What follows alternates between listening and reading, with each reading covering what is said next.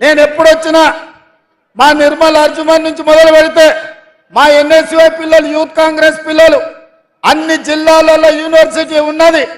విద్యా ఉపాధి అవకాశంలో ఆదిలాబాద్ వెనుకబడ్డది. మీరు ఆదిలాబాద్కు యూనివర్సిటీ ఇవ్వాలి అని వాళ్ళు నా దృష్టికి తీసుకొచ్చిండ్రు. తప్పకుండా ఇక్కడ ఉండే విద్యార్థులకు, ఈ ప్రాంతంలో ఉద్యోగ ఉపాధి అవకాశాల కోసం ప్రయత్నం చేస్తున్న మిత్రులకు నేను మాట ఇస్తున్నా. ఆదిలాబాద్లో యూనివర్సిటీని ప్రారంభించి మీ చదువులు మీ ప్రాంతంలోనే చదువుకునే అవకాశాన్ని కాంగ్రెస్ పార్టీ కల్పిస్తుంది. ఇదే కాదు, మీ ప్రాంతంలో సిమెంట్ ఫ్యాక్టరీ ఉండేది, ఆనాడు కాంగ్రెస్ పార్టీ కట్టింది.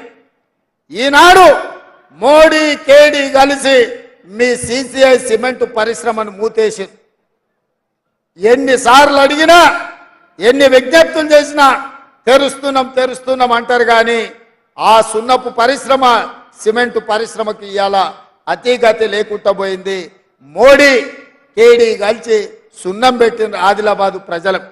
అందుకే ఈ ప్రాంతంలో వ్యాపారాలు చేసుకునే వాళ్ళకు, నిరుద్యోగ యువకులకు, ఈ ప్రాంతంలో ఉండే ప్రతి పౌరుడికి నేను మాట ఇస్తున్నా.